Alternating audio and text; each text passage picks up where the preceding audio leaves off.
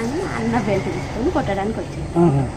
నా షాపుని కొట్టకరా, నేను కొట్టినా కొట్టుకుంటా, పెట్టినా పెట్టుకుంటా, నా షాపు మీద నువ్వు చెయ్యొద్దు అనేసి దొబ్బాడు.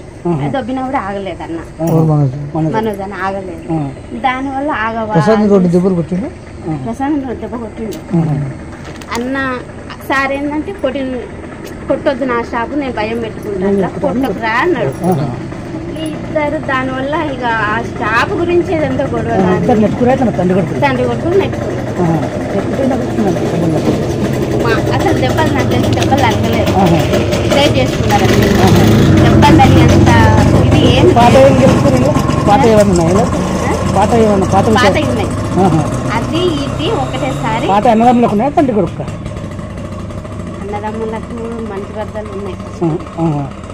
ఏమన్నా మౌనిక మేడం చేసుకోవడం ఇష్టం ఫస్ట్ నుండి వాళ్ళకి ఇష్టం లేదు. దానివల్ల కొంచెం వాళ్ళు ఫస్ట్ నుండి డిస్టర్బెన్స్ ఆ విషయం మీద. ఎవరికో బాబు ఉన్నాడు, ఆల్రెడీ బాబు ఉన్నాడు కాబట్టి వాళ్ళకి ఇష్టం లేదు. ఇంకా దానివల్ల అది జాబు వల్లనే ప్రసాద్ జాబ్ వాడు 6 సంవత్సరాలు 4 సంవత్సరాలు హైదరాబాద్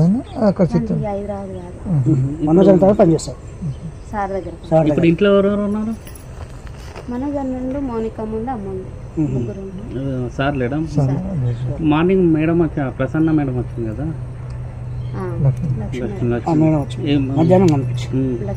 అంటే ఏమన్నా సంజాయించిందా లేకపోతే చెప్తుంది ఇంకా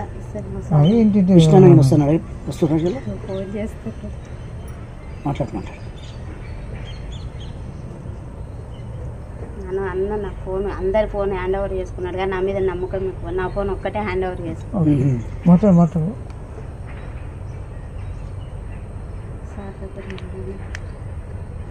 ఎన్ని గంటలకు అయింది? నైట్, శనివారం నైట్. అంతేనా? ఇక్కడ ఇంకా సారు ఇక్కడ ఏం జరుగుతుందో తెలుసుకోవడానికి ఫోన్ చేస్తాను. అన్న రాడు, నాకు తెలిసి మా విష్ణు అన్న రాడు.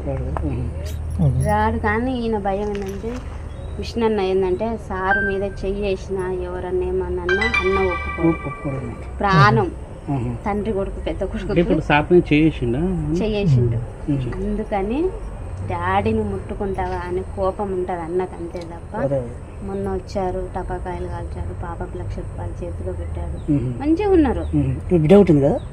మనోజ్ అన్న పాపం